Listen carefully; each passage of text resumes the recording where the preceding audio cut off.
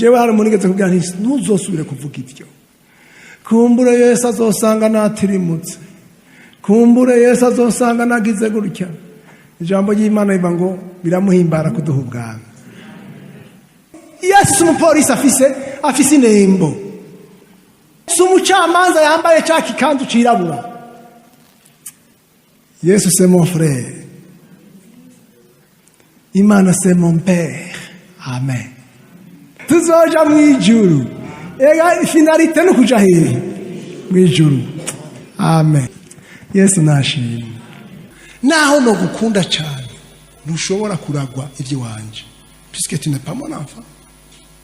Mugabo umwana wawe naho yoba ikigaba kinyura umogi utegezwa kumuraga, puisque c'est ton enfant. Imana nishobora gupfa guheba ngo iguce icuwo yabyaye. Amen. Comprenez que la relation iriya umuntu yaronse mwemu yera n'Imana, c'est une relation de parenté. Nico gituma mwemu yera afise igikorwa cha protection, purification et projection. Amen. Umuntu ari mwemu yari protégé, puisque nous umwana w'umwami w'abami, igisoda cy'ijuru kiri déployé pour lui. Nico gituma umuntu yaronse mwemu yera abafise agaparisera ko mwijuru, kuko icete cy'uko aragwa cyaragize cyarasinywe. Bibiri ivuga ngo numuraganwa wandi, numuraganwa na Kristo, puisque ikibanza cyo gisumbisha abamarayika azafise intebe impande yandi ya Yesu. Amen. Muneze vraiment nagenda bari akakiza c'est la joie, agakiza c'est la paix, agakiza c'est le bonheur, agakiza c'est la liberté. Amen.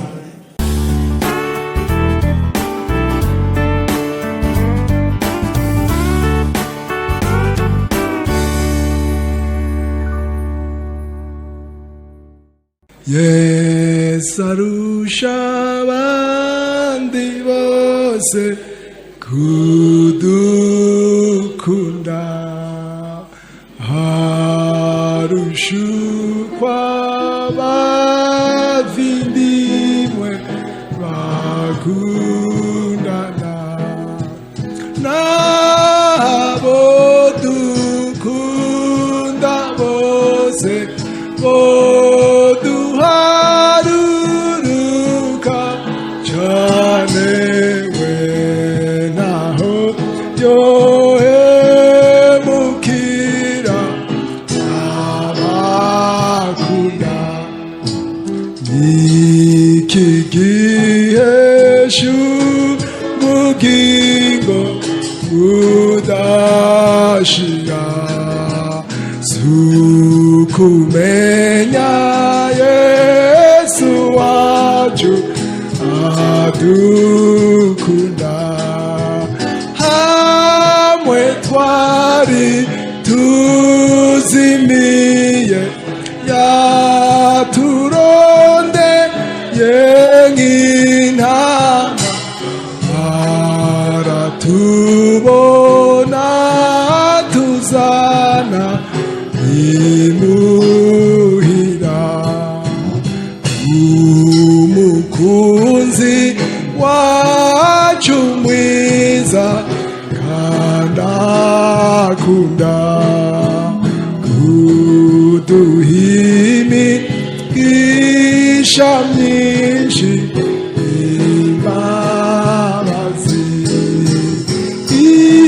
Imitima yacu ikunda kumumvira muri byose no kumwizigira cyane tudatinya.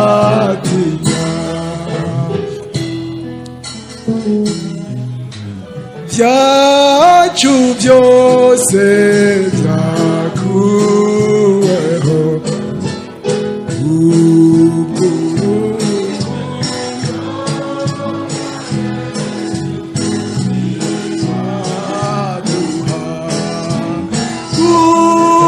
imbibi wosha nabi akatuzi kamachozi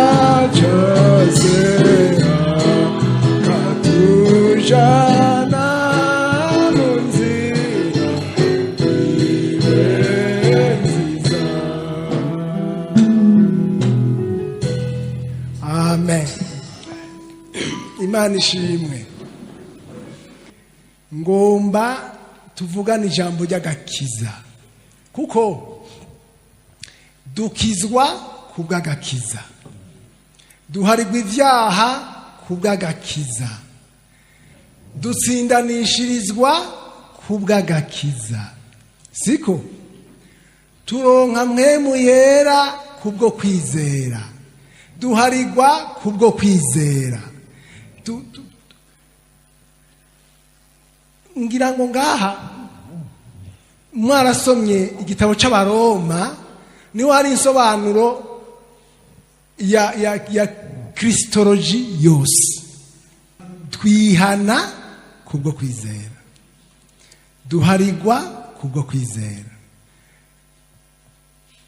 dutsindanishirizwa kubwo kwizera. Sinzi ko muriko muranyumva. Tunesha ivyaha kubwo kwizera, turonka mpwemu yera kubwo kwizera, tuzoja mu ijuru kubwo kwizera. Mugabo ushobora kugira ukwizera no kwita ukwizera kw'abadayimoni. Abantu benshi bafite ukwizera la foi des démons. Ngomba tuvugane en fait agakiza n'urugendo rurerure. Wewe uraza kubona aho ugeze. Muriko muranyumva? Gukizwa c'est un processus. Ujya munsi upfukamye ni kimwe. Urabona la conviction du péché. Je suis coupable devant Dieu. Hajya nasiguye umuntu abakonvenki gute ni kumenya ko wacumuye ku Mana. Nagira ngaruke abantu bose Imana irabakunda, siko nta cyaha na kimwe wokora cyotuma Imana ikwanga, kuko Imana mu kamere kayo iragukunda. Nta n'iciza na kimwe wokora cyotuma Imana igukunda, kuko naturellement Dieu t'aime.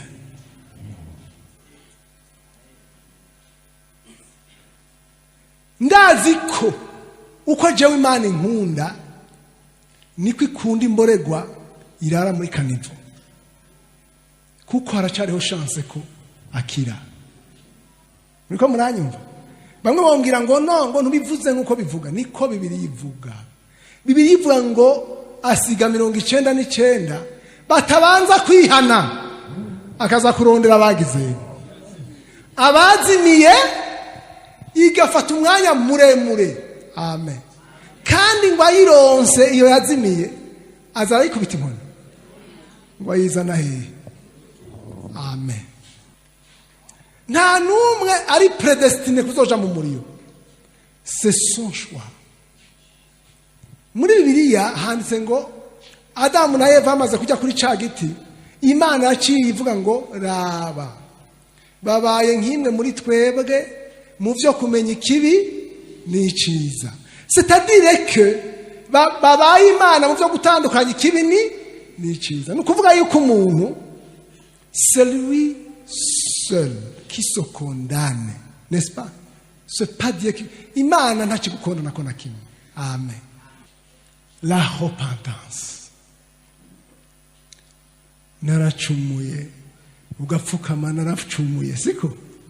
Ariko uhinduye conception na disposition intérieure à l'égard du péché et de Dieu. Urafise le regret profond d'avoir offensé Dieu. Ngajya ngibigi mirongo myinshi bandanya hepfo. Le pardon. Imana ikuye iki? Ikuye ryajwe rikwa rikwagiriza. Turi ku ijambo ryitwa gakiza. Uriko muranyumva? Ndi ku ntambuko zagakiza. Ndi ku ntambuko wapfukamye wihanye. Urahariwe.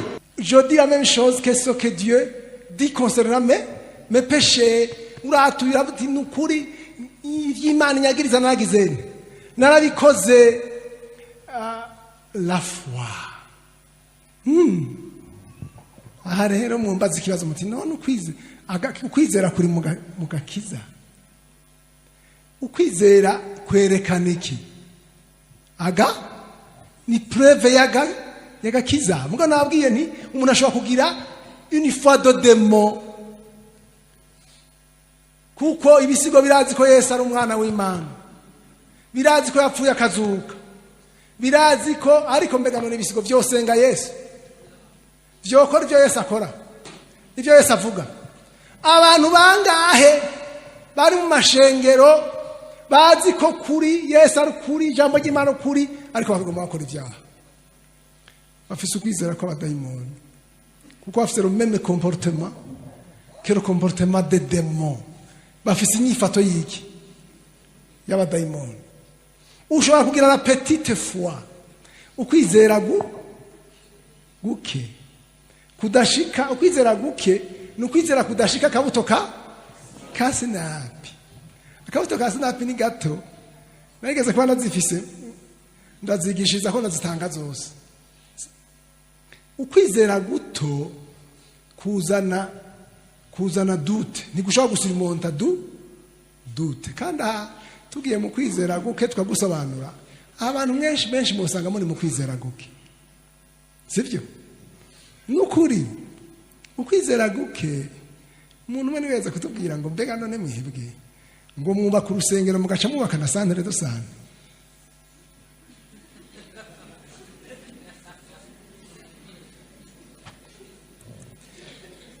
Ngoma sobanura iki kintu kuko ngenda babaze ubwenge n'ukwizera birajana. Hari umuntu azagize ngo ni bande bemera kuko ubwenge n'ukwizera bijana. Aho mwozana ikidebira kikizera.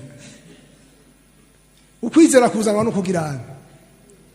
Nukumva. Siko. Ukumva niki? Ni faculté cognitive. Siko. John Stott ariko asigura ukwizera avuga ko ubwenge la raison ni ngazi. Muravyumva? Uko rezo yawe bantu niko kwizera kwawe kubona hafi. Sinzi ko muri ko munanyumva.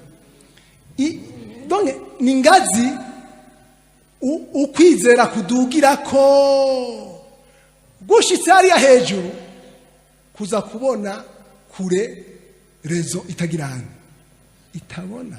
Sinzi ko muri ko munanyumva. C'est-à-dire que ukwizera kwadugiye ku bwenge bw'umuntu kuza kuri hariya hejuru kubona iyo jewe ntoshobora kubona. Aho umuntu amagaze ngaha nobone yabona. Ariko jewe nahindutse ingazi yiki yo kwizera. Sinoteba mu kwizera bagusobanuye mugo nagenda babwira ukwizera n'umutima. C'est le noyau de la vie du chrétien.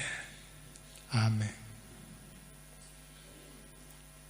Nubatse santere do sante nkuba nubatse n'urusengero simba mfuso kwizera. Siko mwanyumvise sinofata umwanya muremure wo gusobanura ibyo bintu mugabo uwo hezo ari nto yoca bango sinzokuba santere do sante kuko nzokwigisha kwizera. Sinzi ko muri ko muranyumva.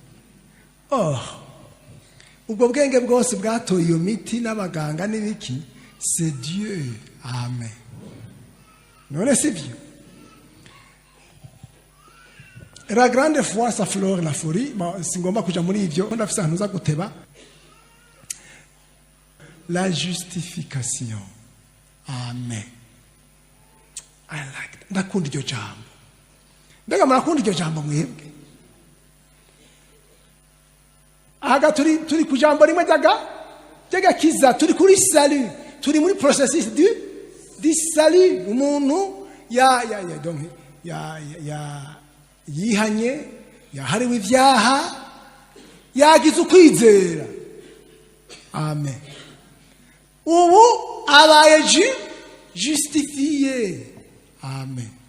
En fait, ni ukuvuga yuko yabwiwe ngo va ku ntebe ya tribunal. Murabona abaprokirere bakora ikikorwa cyo kwagiriza, siko? Kandi rero bakagiriza baza amategeko. Rora aranyumva nuza aranyumva plutôt yarakoze akazi k'uprokirere. Umuntu umwe niwe yambwiye ngo rega yari umwavoka ngo twebwe dukora akazi ka Yesu, ngo abaprokirere nabo bakangura akazi ka Shetani. Ariko sibyo abakristo bakora nk'abakristo. Urumva kubera Satani ari accusateur, hanyuma Yesu nawe agakora.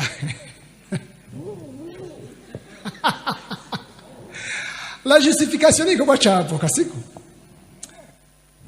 Urumva iyumvire nawe. Justification si grâce. Oya. Justification ni icyemezo ko wagizeni utari poursuivi. Amen. Ni icyemezo ko urubanza rwagizeni warutsinze. Amen. Urumva turacyari muri processus du salut. Amen. Urahagurukijwe ku ntebe, urubanza ruraheze.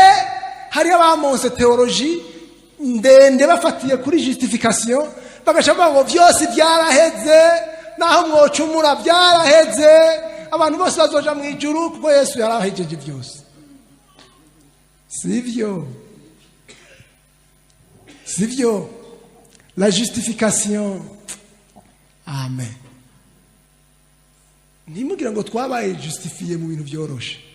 En fait, sur la croix, nous avons échangé le rôle avec Jésus. Muriko muranyumva? En fait, c'est-à-dire jewe ndi condamné, mfise ububi, ndi condamné. Iyumvire umuntu yicaye harya bamucira urubanza rwo gupfa, hanyuma agacaza umuntu amubwira ati ngiye ndapfa mu kibanza cyawe. La théologie de la croix ivuga yuko tweshanjije amahole, ni ukuvuga yuko jewe mubi ndi condamné, Yesu yaciye afata ma condamnation. Uranyumva? Acha arakonsoma la punition. Yose arayiheza. C'est comme ça que nous avons été justifiés. Amen. Ubaye justifié rero, ce n'est pas fini. Amen. Muriko murangurikira? Ce n'est pas fini parce que la justification ne fait rien. Elle s'arrête là. Amen. Igikorwa kindi gica gikorwa nande nuko haja kukorwa cha sanctification izofata igihe kirekire. Amen. Hari waciye agarukira harya mugabo hacaba ikintu bita la nouvelle naissance. Bibiliya ikoresha indi jambo ryitwa une nouvelle créature. Amen. Aha rero sinibaza ko abakristo batahuye amajambo. Vraiment ndababara ngezaha, je souffre s'il vous plaît. Ngezaha je souffre puisque n'abapasitori usanga tutarahashika. Twagarukiye kuri puisque la nouvelle naissance c'est déchirer la carte d'identité. Amen. Puisque je n'ai de nouveau, je n'ai plus de souche. Ah, quisi. Iyo niyo rosete yananiye kurya abakretente y'uno munsi, yabananiye kumira niyo rosete badashobora kumira puisque c'est ta mère. Ariko tugeze harya bizohava bitugora kuja mu ijuru.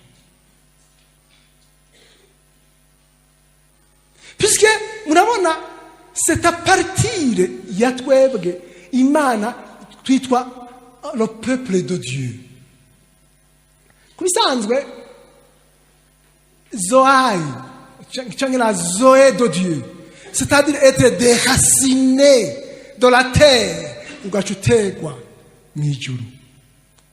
Et comme ça tu consommes la substance yo mw'ijuru.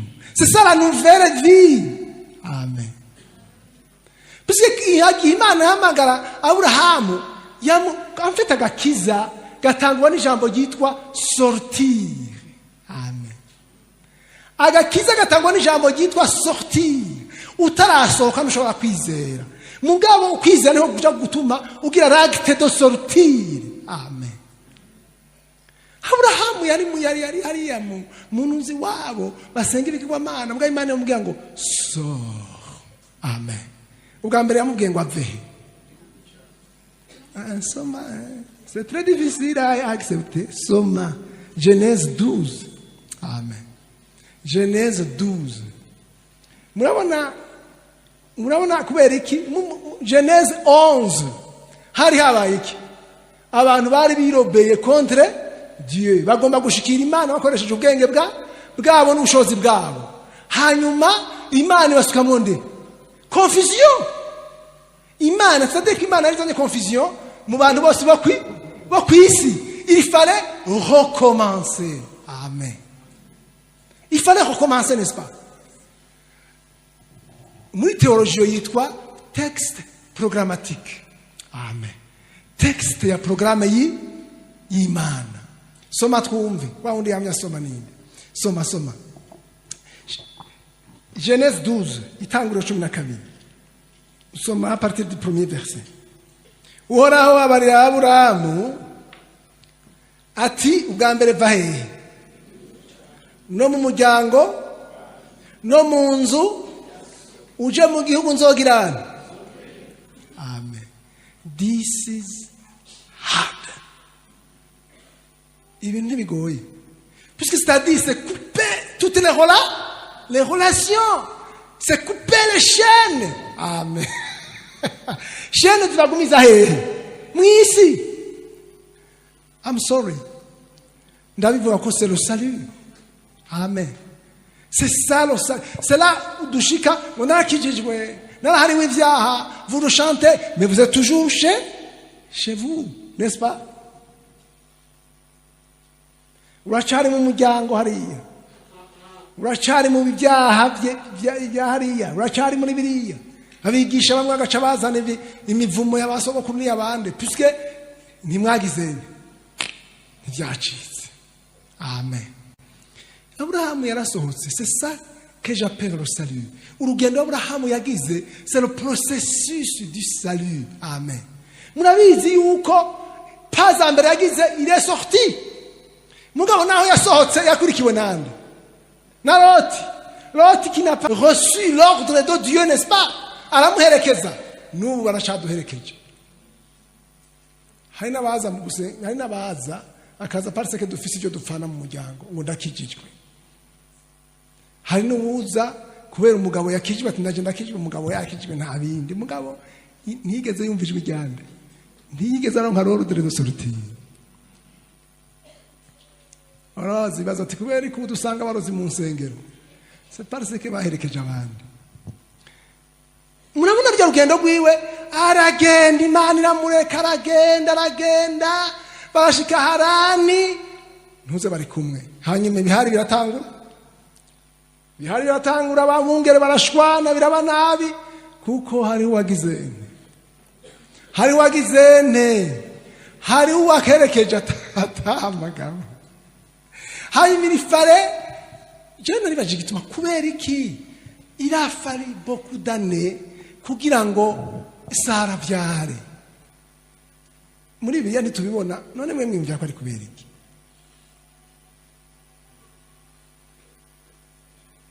Mbega Sara yabyaye Loti ari hakiri? Erega ntiyari yajanye na Loti gusa, muvyakoze ntumwa bari bajanye na se. Se ntibari bajanye na se wiwe.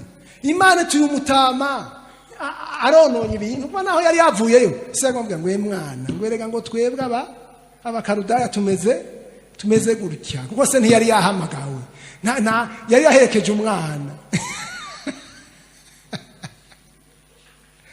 mu byakozwe n'umwana ubona ko se wa Aburahamu yapfiriye hehe yapfiriye Harani Imana iramwica il fallait d'autres années kugira ngo ibintu byose by'iwabo kwa Aburahamu bigirene bihere mu mutwe byose bihere Loti harabi imvurungano Loti aragenda hanyuma yaragiye rero Imana iramuha kubyara umwana atakimubwira ngo twebwe turaba Kaludaya ngo twebwe imigenzo yacu ni kuko c'est à partir d'Isaac Imana yagomba gukora un peuple yagomba kuronka un peuple mugabo twebwe c'est à partir de Jésus amen tu ubwoko bw'Imana reka ndeke guteba avance la nouvelle naissance ndacaraho aho sindaheza aha ni gitangaza ndakunda ngaha la nouvelle naissance si nk'umuntu agwara akaja muri koma bakamuvura agakira la nouvelle naissance nk'umuntu yavunitse bakamuha porteze la nouvelle naissance amen ça signifie ce que ça signifie en fait naho nyene ni mu buryo bubiri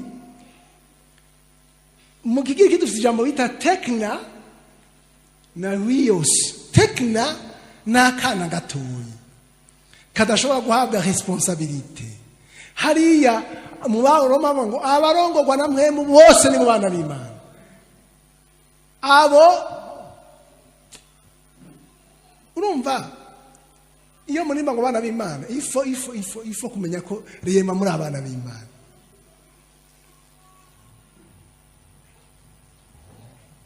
tekna ashobora kuba abatijwe muri mwemu yera mugabo atarakura mugabo avutse siko avutse rero ifo tous les soins nuko bari bebe amakosa ushobora gukora nuko wumva ngo ukabona ko ahawe mwemu yera ugacumura mugira mukuru wa korale ntabyo azoshobora kuko ni bebe akeneye gufatwa izosi huyose nawe yararamye ashobora kuragwa ashobora guhabwa des responsabilités reka tubandanye mwanya uri kuragenda hanyuma la réception du Saint-Esprit évidemment ngaha hariho asobanura bamwe bagira bati umuntu avuka bwa kabiri atararonka mwemu ariko jewe nizera ko umuntu avyagwa na mwemu amen n'ishengero ryavyawe na mwemu umunsi mwemu yaramanuka n'ishengero ryavutse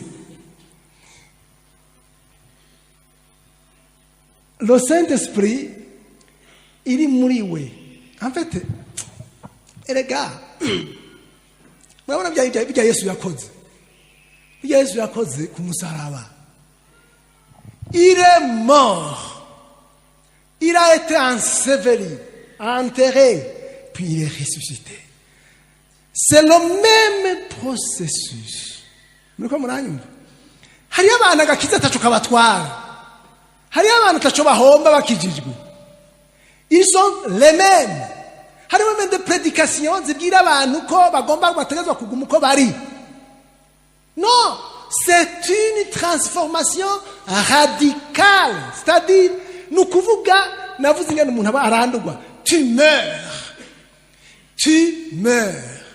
amen si tu ne meurs pas et être enseveli pour ressusciter avec Jésus donc kujya mubona byagendeye Yesu niko umukristo bimugendera akijijwe by'ukuri en fait je nimbira yuko dutegeza kugira attention haraho ugarukira ku kuronka mwemu yera ukavyaga ubwa kabiri kuko iyo uvyawe na mwemu amen c'est-à-dire que hariho responsabilité nshasha Imana igizeni ifise envers toi nagenda bamenyesha ko abantu babatijwe muri mwemu yera ataho basabasana batabatijwe muri mwemu yera kuko batabatijwe muri mwemu yera ntibavutse N'est-ce pas vrai? Aho umwana wanje amupimye basanga afise ADN yiwanje. Puisque c'est mon enfant. Biologiquement tezogira ADN yiwanje. ADN y'Imana mu mwana wayo, c'est le Saint-Esprit. Amen. Hari n'abigisha bagiye kuroka bati nta muntu yabatijwe muri mpwemu yera azoja mu muriro. Azojayo mu gihe yanse kumvira mpwemu. Mugabo, c'est très difficile ko umuntu yavyawe n'Imana akaronka mpwemu yera. C'est très difficile kwaja mu muriro. Mugabo umuntu ataronse mpwemu, c'est très facile kuja mu muriro. Aha rero haravyutse ibibazo. C'est comme ça. Naho no gukunda cyane. Siko? Naho no gukunda cyane. Ntushobora kuragwa ibyo wanje. Puisque tu n'es pas mon enfant. Mugabo umwana wawe. Naho yoba ikigaba kinyura umogi utegerezwa kumuraga. Puisque c'est ton enfant. Imana nishobora gupfa guheba ngo iguce. Icuwo yabyaye. Amen. Comprenez que la relation iliya umuntu yaronse mwemu yera n'Imana, c'est une relation de parenté. Sinzi ko muriko muranyumva. Nico gituma mwemu yera afise igikorwa ca protection, purification et projection. Amen. Umuntu ari mu mwemu yari protégé. Puisque nous umwana w'umwami w'abami igisoda cy'ijuru kiri déployé pour lui. C'est vrai. Nico gituma umuntu yaronse mwemu yera abafise agaparisera ko mwijuru. Kuko icete cy'uko aragwa cyaragize cyarasinywe. Bibiliya ivuga ngo numuraganwa wandi. Numuraganwa na Kristo. Puisque ikibanza cyo gisumbisha abamarayika azafise intebe impande yande ya Yesu. Amen. Turi ku ijambo rya Saint-Esprit. Muri mu Baroma ijambo rivuga ngo Abba. Ngibatakisha ngo Abba. Abba nakajambo ka kiki aramayike ka abana bahamagara abavyeyi base. Mu migenzo y'Abisirayeli umwana ahamagaye se Abba se yategezwa kumwumviriza. Ndi ku ijambo gitwa silence du salut. Abantu jewe hari munigeze kugira nti ntuzosubire kuvuga ivyo. Kumbure Yesu azosanga natirimutse. Kumbure Yesu azosanga nagize gutya. Ijambo ry'Imana rivuga ngo biramuhimbara kuduha ubwami. Ngira nsubire mu ijambo nama mvuga abantu benshi ntibantahura. Jewe ndi sûr. Amen. Ko mu ijuru hazoja abantu benshi gusumba hazoja mu muriro. Kuko Yesu yaragize yaranesheje. Amen. Kandi Bibiliya ivuga ngo mu minsi y'iherezo benshi bazovugutirwa batunganywe bezwe. Bibiliya ivuga ngo bangahe? Benshi. Amen. Ahandi naho ngo yabonye amasinzi adashobora kugirana guharurika. Une foule innombrable. Baca bambaza bati none ijambo ry'Imana rivuga ngo iryo remba baricamwo ni bake. None siko byanditse. Abantu bazoja mu ijuru baciye mu irembo ripfunganye bitwa n'abahizi b'Imana. Siko? N'abahizi b'Imana. Hari abantu usanga ngo sindabizi ko nzojayo ntavyo nzi. Jewe ndazi ko nzojayo. Nukuri. Je peux même signer. Naho bozana bati musinye abazoja mu ijuru. Je serai le premier à signer. Kuja mu ijuru. Kuja mu ijuru ce n'est pas difficile. C'est très facile. Amen. Ah oui. None ni wavyishoboza. Aho wabishobora wewe. Na dogiteri yirukana umugore yavyaye ari dogiteri mu biharuro. Ngira ngo yaba hari formule biraba ngira ngo ari kwira. tuzoja mu ijuru. Ega finalite no kuja hehe mu ijuru. Amen. Yesu nashimye. N'ubu ndiko ndababarira, jewe mfise ubwoba ko tuzohava dusanga ari twe twibujije kuja mu ijuru. Mugabo Imana ntihomba, niwe wihomvya. Imana ishobora guhomba. Ubu ndiko ndababarira, hari umuvyuru uteye ubwoba muri Asie du Sud. Hari kwakora ibitangaza bidasanzwe nka bimwe byo mu gihe cyo muri ntuze cyo muri civyakozwe n'intumwa. Mu bihugu bya za Laos umuriro ukaka aho mu kirere bakagira ngo nk'ujya muri wo muziko ukamengo ni yasoko y'ubujumbura hiye. Aba monk bariko barihana, aba patiri b'ibigirwamana ba Confucius ba Buddha bariko barihana, kandi bihana bazi ko baca bacibwa izosi bagapfa. Mugabo twebwe ubu n'umunyabyaha agira ngo na jewe ndakijijwe. Ubu ndiko ndababarira, ishengero rigwira cyane riri mu gihugu ca Irani. Ibiharuro ndabifise. Ishengero rikorana rikaba rinini riri muri Iraki. Pour vous dire que Imana iri kurakora ibitangaza. Mugabo tugira attention, kuko twebwe dushobora gusanga turi muri babandi bavuga ngo naguze inka. Ziko ngiye kuzirimisha, birumvikana vraiment.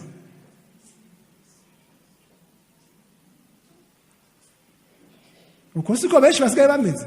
Mu gihe abahindi bariko baracibwa izosi, mu gihe abamizirima bariko barihana, bariko baracibwa izosi. Mugabo twebwe muri Afrika agakiza kacu gasigaye umengo ni fieri, naco duhevye, dukora ivyo abandi bakora, dufitanye imigendanire n'abapagani, dushize hamwe nabo. Mugabo birivuga ngo genda muhitane ibimuga n'abatabihamagariwe, kuko yagize ngo narongoye sinza, birumvikana vraiment. Siko naguze itongo ngiye kuririmisha, birumvikana vraiment. Mu gihe abandi bariko baricwa, iryo jambo ndagiyumvira, akantu kabirumvikana vraiment. Kandi bya bintu nta cyaha carimo na kimwe. Hari icyaha mubonamwo muri bijya, mugabo vyarababujije kwitaba ubukwe bw'umwagazi, ubukwe bw'umwana w'umwami. Basibijwe n'iki? Umwitwarariko w'ivyubu bugingo, kandi byumvikana. Umwanya w'Imana, abantu bateguye, Imana ibahezagire ko twaronse umwanya w'Imana. Turi muri processus du salut, la certitude du salut. Rero jaba Pentecote ndakunda kubakarira ngaha kuri certitude du salut. Imana ntuzoyitiza ivyumviro vy'iwawe. Imana si umupolisi. Yesu si umupolisi afise inembo. Yesu ubuye si umucamanza yambaye ca kikanzu cirabura. Yesu c'est mon frère. Imana c'est mon père. Amen. Je suis contre abagira ngo Imana ni databuko. Imana si databuko. Databuko nta maraso dusangiye. Imana ni data. Nico gituma namwe muri Bibiliya handitse ko Imana ni databuko. Handitse ko Imana ari Amen. Ego vrema. Imana ni data. Kandi munezerwe, twarakijijwe vrema. Ukaba utakijwe nawe have wihana neza. La certitude du salut, Imana nta yente rifise yo kunyubira ngo ngwinzambi ravuze. No. None ni murabona abantu bacu bagwara barabanyantege nke bakadutuma ko tukaza kubihanisha neza. Abapagani bangahe twihanisha mu mahopito, mwoharura abantu bihana ku munsi mu mahopito bangana iki? Ariko babirumvikana vraiment.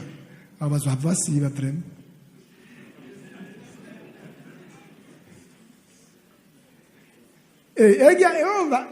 imana wibwiye ngo murabona Loti yavuze ngo siko imana imbwira iti ushike hariya kure.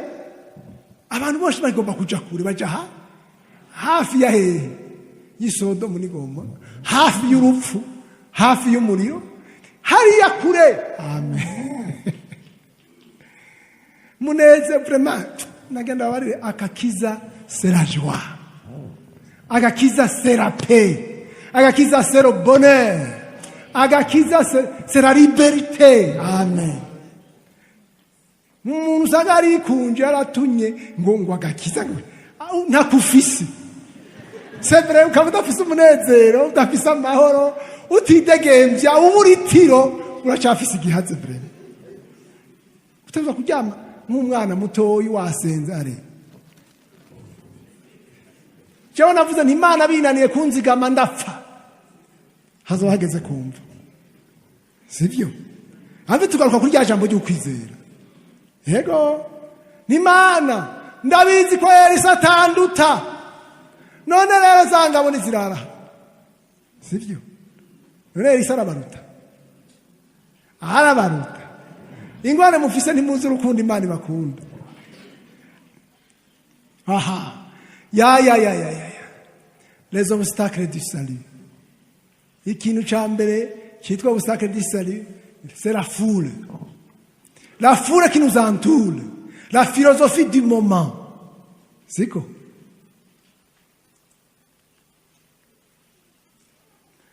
Ah non, hapa fatira umwanya muremure. Ukwizera kwabo ni mediocre.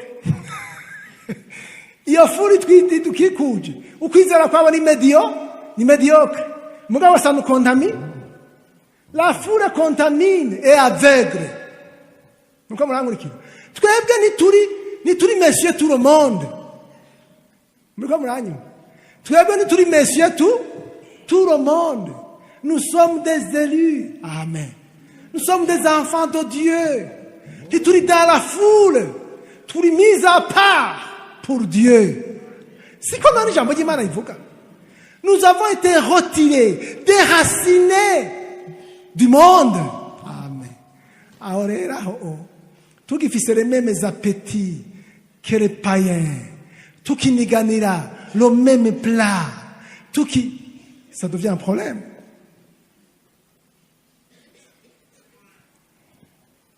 La foule, elle incite au mimétisme. Ni ukuvuga abantu bose bagomba kwimita ivyo abandi bariko baragirana, bariko barakora. Nico gituma usanga isi yinjira mu ishengero progressivement. Niba ari ikintu cononye ishengero au cours de l'histoire, c'est la philosophie. La persécution yararigwije, la philosophie yararyononye. La philosophie justement qui se retrouve dans la théologie. Puisque la théologie, c'est l'étude de la pensée de Dieu. Si vous voulez, c'est ça. Et j'utilise ma pensée pour comprendre la pensée de Dieu, n'est-ce pas? Les vrais destructeurs de la foi, ce sont les théologiens. Et on essaie de monter une théologie de la foule, une théologie du moment. Si violone. Ah oui! Ico Bibiliya yanga, le théologien arazi ingene ahenga kijambo ry'Imana akarigira gutya. Vous ne vous en faites pas. Vous allez dans la théologie de l'homosexualité. Ah oui. Ivyiyumviro, la raison, umuntu agomba kubuskira Imana mu byo yavuze, nivyo vyonona intuze. La foule rero iratwanduza, iradukontamina, ikatwavegera, ugasanga finalement ariko Yesu yavuze ngo iki? Uri muri mwebwe aruturi muwo. Je ne devrais pas être victime de la foule. Manuka yepfo. duga gatoyi kuko ngomba nyarutse mpeze les obstacles manuka ndabijya obstacle ya yindi obstacle yindi donc ama obstacle yo ni menshi cyane ni menshi rwose hariho la croyance navuze bitari bike kuntu la croyance birangaruka ku kintu naciye ko l'année passée. La croyance, la foi, la religiosité. Dans le Kirundi ni worirongo iryo jambo. Muga la croyance uremera, c'est le fait d'accepter, quoi uti ivyo bintu nivyo ndavyemeye hanyuma gacurindira. Abantu benshi rero bagarukiye kuri croyance. Ariko Petero siko yarameze yavuga ngo ifeza n'izahabu ntazo mfise ariko icyo mfise nakiguha mu izina rya Yesu acha mufata kagirana. C'est ça la foi. Croyance rero iratandukanye no kwizera na foi. Mu Kirundi sinzi ibyo bintu byo bitandukana, sinzi ko abahinga b'Ikirundi peut-être boronka amajambo.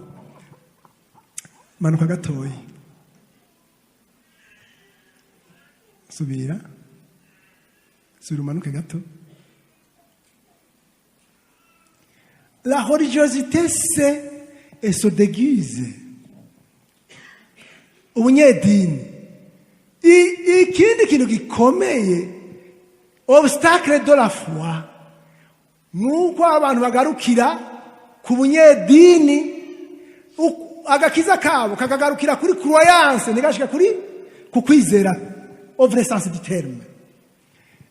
La religiosité c'est le conformisme. Abapentekote nitwambara ipantaro ntuyambara, abapentekote nitunywa inzoga ntuzinywa, abapentekote nituroga nturoga, abapentekote nitudefriza imishatsi ntudefriza. Mugabo uri umupentekote ntiwakijijwe. Puisque le salut ni bya bindi ni ya processus yose nabereka, hasigaye ikintu bita sanctification nza kugarukako. Muriko muranyumva? La croyance c'est que j'accepte.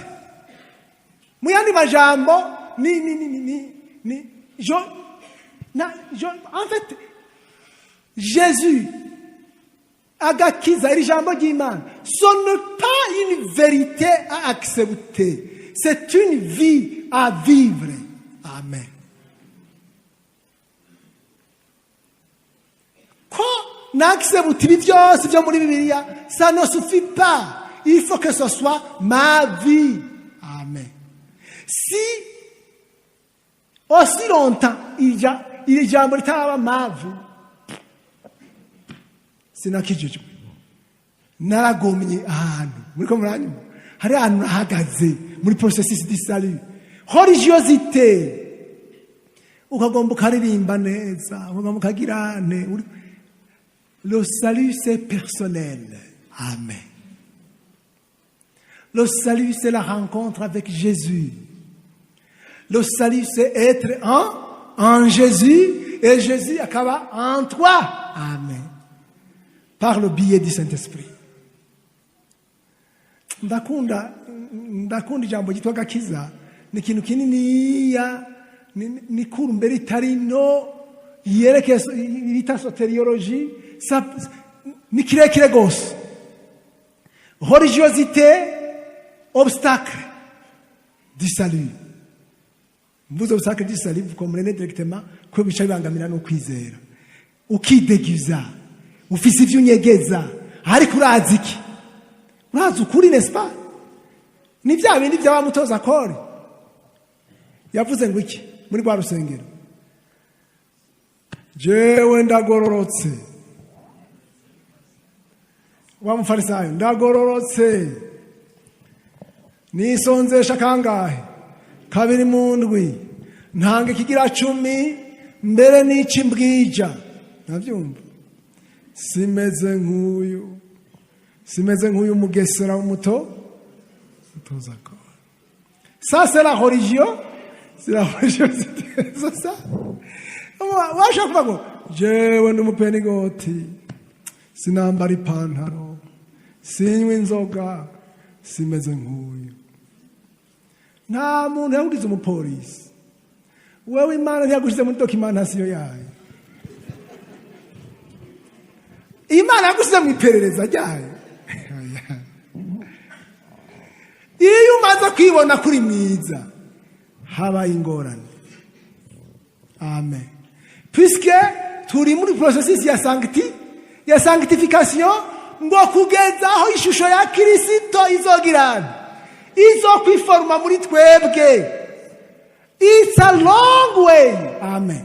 N'urugendo rurerure. Murabona abantu barara bihanye ko usanga ari kwa simba ngo neswe nagize genda buke. N'urugendo rurerure. C'est un processus. C'est vrai. Ahana jewe ndachakizwa. Siko. Ahana mutama wa kera arachakizwa. Amen. Gushikaho ishusho ya Kristo izogirana, izokwiforma muri twebwe. Amen. Nico gituma Yesu yavuze ngo hahigwa bafise inzara n'inyota vyiki. Kandi rero ngenda barira abapenigoti umutego turawugwamwo. Twigarukeko siko. Harabona barambona ngo sinotanga yambu. Ngo sinaramutsuma iyo ncafuza. Ucafura. Wewe warahushije, warataye uruvuto. Uvuga uko warataye umeze nk'umwami wataye uruvuto. Kuko twebwe la Bible missionnaire. Amen. Abakristo bose ni mission. Kwa Yesu yavuze ngo nimugende. Siko mahanga yose. Intumbero yanje no kuzana umuntu kuri Kristo. Nta ncafuza. Mbega Yesu ko yaraye mu masega waje. Yaraye mu mase Yesu kugira dushikire. Nawe uvuga ngo ntiworamutse umunyabyaha. Reka ngarukira. Ivyo byose ndiko nsigura ijambo religiosité kuko uhinduka umufarisayo. Donc uwo mutego rero urawugwamo. Nagenda kubwira yuko agakiza c'est moi et Jésus. Amen. Ushobora we kunyevariwa, ushobora kuma manota ushaka, naco bintwaye. Ayo kwa Yesu niyo ngomba. Muriko muranyumva? Umwanditsi umwe yavuze ati nejereje Imana naco bitwaye ntunezereza bose. Ati nanejereje Imana abo nkomera ku mashi bose naco byoba bimaze. Yesu nashimwe. Agakiza ukaronka kuko wizeye. Mugabo muri processus y'agakiza ukwizera kwawe kugenda kugakura. Mugabo amadini urashobora gusanga umuntu asigaye aganzwa na conformisme yo mu idini gusa, Yesu atamuzi. Uchuhinduka Paulo w'umupentekote, Sauli w'umupentekote, Sauli w'umwanglikane, Sauli w'umugatoliki, kuko mwijuru Imana izoraba ko nakijije.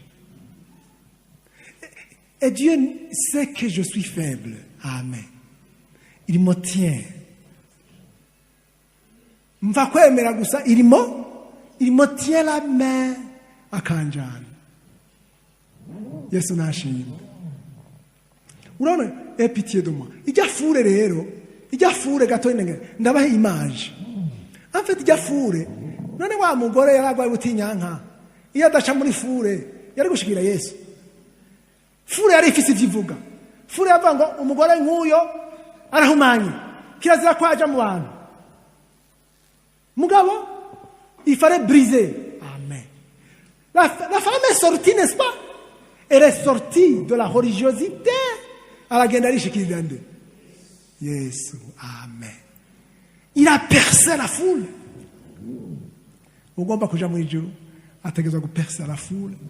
Et la philosophie de la foule, n'ivyo foule ikora. Amen. Le fruit du salut. Bon. Quitter le banc du tribunal. Ça, c'est la justification. D'accord, iryo jambo. Yesu yagize ngo ndabihejeje birarangiye. Uravuye ku ntebe y'urupfu, ubikiwe intebe y'ubugingo budashira. Le pardon de péché. Ega tuharigwa ivyaha iyo vraiment umuntu yakijwe neza afise ukwizera harigwa ivyaha vyiwe. Murizeye ko mwahariwe aho hari gita ndiko navuga l'assurance du salut no kwizera ko hariwe c'est la même chose. Abantu Imana iguhariye ntisubira kugirane kuvyibuka. Hanyuma ariko uravyibuka mbega umuntu harigwa inshuro zingahe?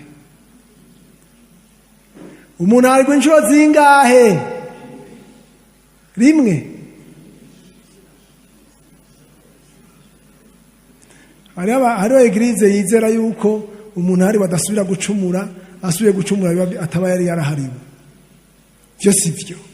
Ya processus bigizeni bipfuye. No kuvuga Petero yabajije Yesu ati umuntu yangirira nawe nzomuharira inshuro zingahe? Petero yumvira mu kamere kiba ati nukuri ndamuhariye inshuro ndwi nzoba nkomesheje. Yesu racha mubwira ati yo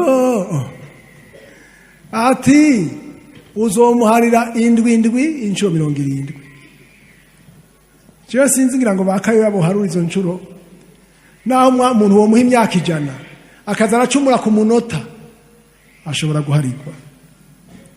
Ubwo Paulo yavuze ngo none dukora ivyaha ngo ubuntu bw'Imana bugwire birakagirana biragahera. Amen.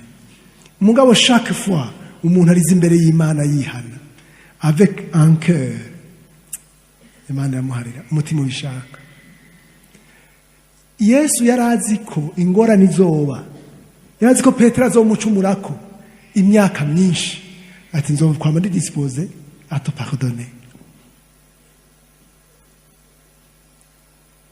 En fait, ingorane twe dufise ntituzi la personne de Jésus, ntituzi uko Yesu ni mwiza. Siko birivuga Yesu ni urukundo n'umunyembabazi, igihe cyose azoba kiruko. Amen.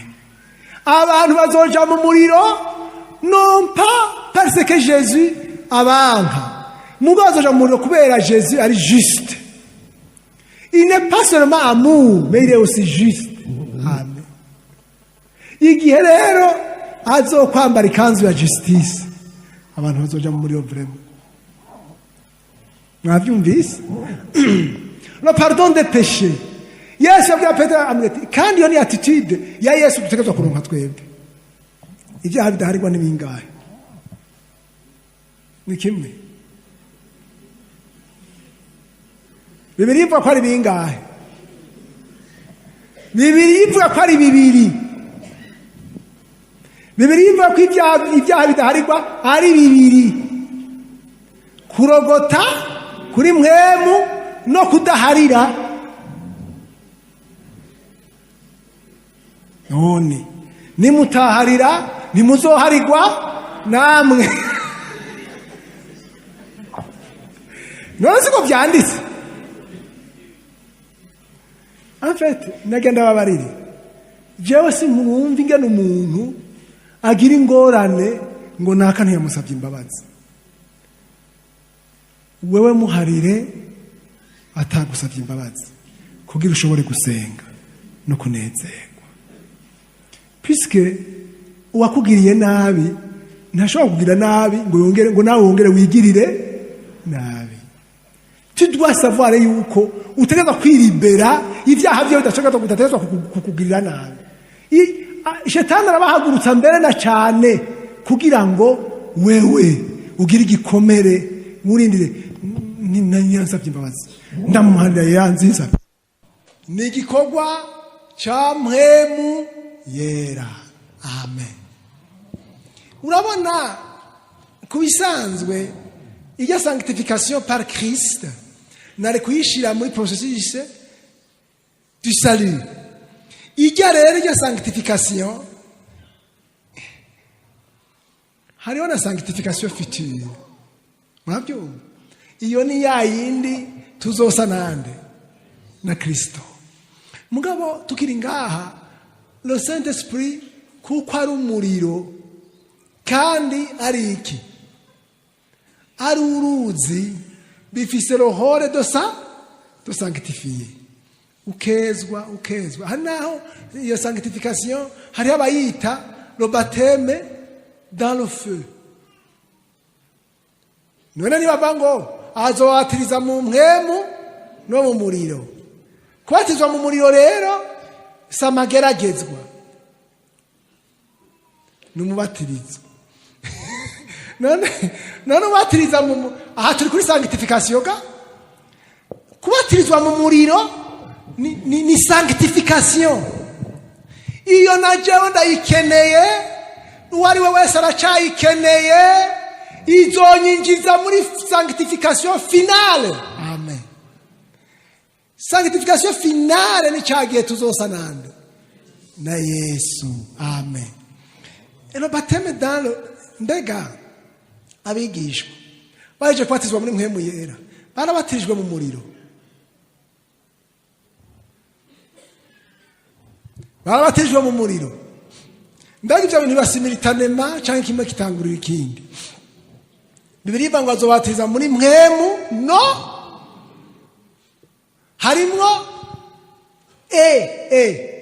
dans le feu ivyo bintu cyumva ko ari ibintu bibiri bigize. Wize texte ugize exegese yiyo phrase ni ibintu bingahe? Bibiri. Amen. Abantu barakunda kuvugishwa muri mpwemu, hari nahavugishwa kuri ibyaha. Siko mwe mushamva ngo numuriro umuriro biravuga ngo umuriro uri hagati ntugire.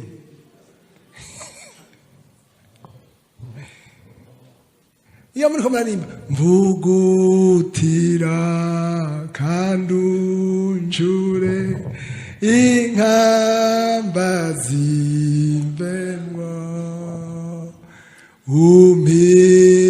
umpinduri chuma chawe uhorumoresha. Iyo bateme ni muyishaka. Amen. Iyo bateme nigiye urabona ba Petero baje kuronka mpwemu. Petero agahagarara ati ndababwiye uri wa wundi mwabamba yarazutse hakihana ibihumbi bingahe? 3. Genda tangwa gukiza abagwaye bati ja mwibohero. Ahagasoda bangahe hajya abandi ngaha aratanga umwatirizo wiki. Wo mu muriro barashwiragira baca barashikana handi hose. Mbega Yesu yararonse umwatirizo mu muriro. Aheje kubatirizwa muri Yorodani.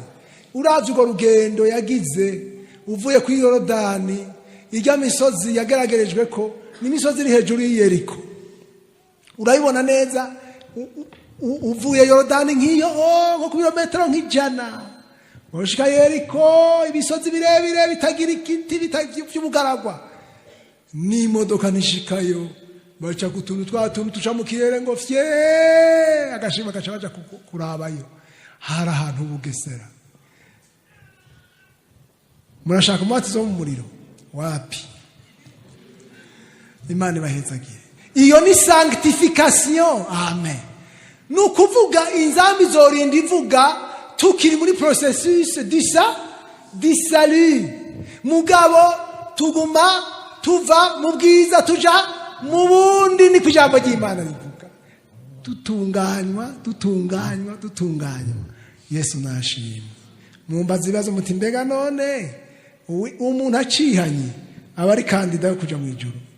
Muriko muranyumva? Mugabo duhawe kuba ngaha mwisi dutegerezwa kuguma tuja imbere twezwa tubatirizwa mu muriro twezwa Imana dusubiza mu ziko nuko tukabicuma gihiye. Yesu abahezagire. Mwibuke yuko abadukikije nibo ntambamyi y'ukwizera kwacu. Ubunyedini na religiosité niyo ntambamyi y'ukwizera kwacu. Croyance igarukiye ngaho, yemera gusa ikarindira idakora, iyo nta kintu bishobora kumara. La foi c'est la vie. Muriko muranyumva? Ukwizera kukuri la foi. Atari croyance, la foi. Amen. La croyance donne naissance à la foi. La foi, c'est que je vis. Amen. C'est que agakiza kahindutse mon comportement. Ijambo ry'Imana ryahindutse mode de vie. C'est ça la foi. Amen. Ningene ndiho. Apana ko donc la croyance ikujana muri religiosité. Agakiza, la foi, c'est kirazira. La foi, c'est la réalité. C'est la vie en Jésus. Amen. Imani bahezagire. Alors, turi mu rugendo rwa sanctification. Haraho utabishaka kuba sanctifié, ariko il faut toujours chercher ukwera, sans laquelle personne ne verra le Seigneur. Amen. Imana bahezagire. Turacafise ibyo dukora rero. Mwami wacu Yesu mukunzi, turakugomba, turagushimiye mwami izi nyigisho. Udufashe tubandanye muri iki gikorwa cyo kwezwa. Amen. Kandi bituza tubirengere mu izina rya Yesu Kristo. Amen.